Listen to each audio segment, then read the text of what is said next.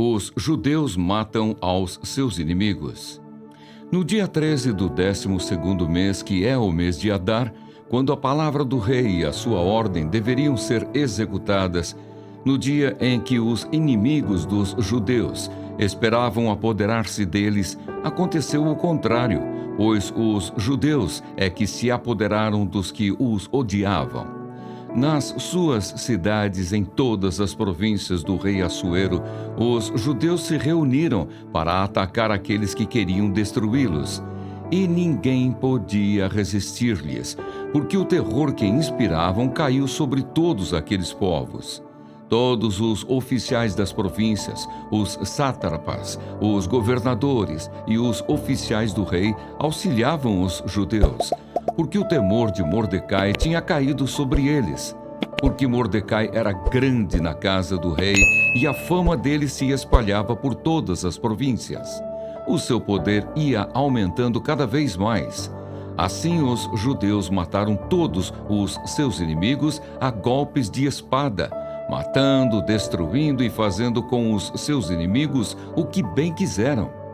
Na cidadela de Suzã, os judeus mataram e destruíram 500 homens. Mataram também Parsandata, Dalfon, Aspata, Porata, Adalia, Aridata, Farmasta, Arizai, Aridai e Vaizata, que eram os 10 filhos de Amã, filho de Amedata, o inimigo dos judeus, porém no despojo não tocaram. No mesmo dia, o rei foi informado do número dos mortos na cidadela de Suzã. O rei disse à rainha Ester: na cidadela de Suzã, os judeus mataram e destruíram 500 homens e os 10 filhos de Amã. E nas demais províncias do rei, o que será que fizeram? E agora, qual é o seu pedido? Peça e lhe será dado. Você tem ainda algum outro desejo? Será concedido.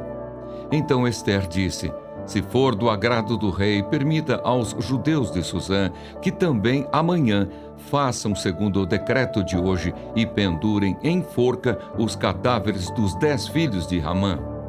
Então o rei ordenou que assim se fizesse. Um decreto foi publicado em Suzã e os cadáveres dos 10 filhos de Amã foram pendurados na forca.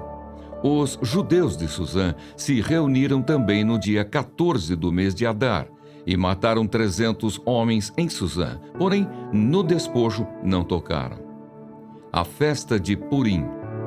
Também os demais judeus que viviam nas províncias do rei se reuniram e se organizaram para defender a vida e se livrar dos seus inimigos. Mataram 75.000 dos que os odiavam, porém no despojo não tocaram. Isto aconteceu no dia 13 do mês de Adar. No dia 14 descansaram e fizeram dele um dia de festa e de alegria. Mas os judeus de Suzã se reuniram nos dias 13 e 14 do mesmo mês. Descansaram no dia 15 e fizeram dele um dia de festa e de alegria. Por isso, os judeus das vilas, que moram nas aldeias do campo, fazem do dia 14 do mês de Adar um dia de alegria, de banquetes e de festa, e um dia em que mandam presentes uns aos outros.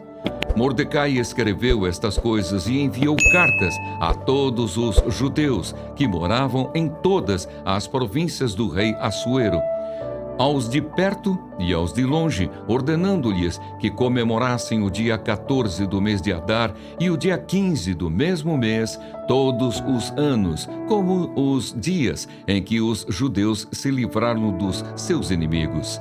O mês em que a tristeza virou alegria e o luto se transformou em festa.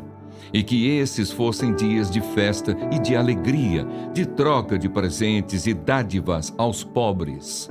Assim os judeus aceitaram como costume o que naquele tempo havia feito pela primeira vez, segundo Mordecai lhes havia ordenado por escrito, porque Amã, filho de Amedata, o Agagita, inimigo de todos os judeus, tinha planejado destruir os judeus e tinha lançado opur, isto é, sortes, para os assolar e destruir.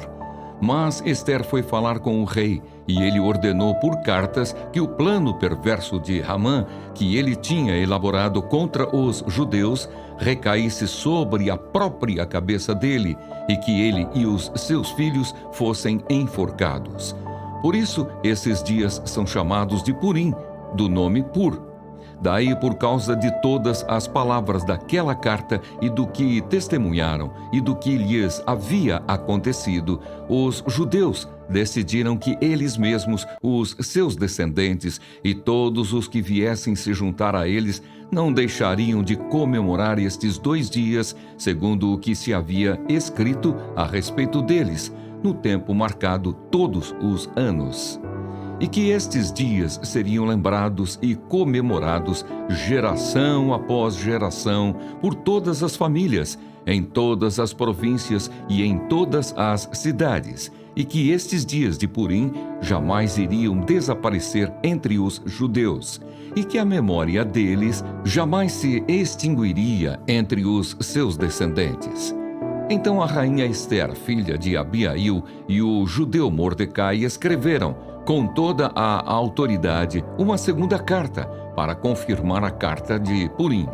Mandaram cartas a todos os judeus, às 127 províncias do reino de Assuero, com palavras amigáveis e sinceras, para confirmar estes dias de Purim nos seus tempos determinados, como o judeu Mordecai e a rainha Ester lhes haviam ordenado, e como eles mesmos já o tinham estabelecido sobre si e sobre a sua descendência, a respeito do jejum e do seu lamento. E o decreto de Ester estabeleceu estas particularidades de Purim, e se escreveu no livro.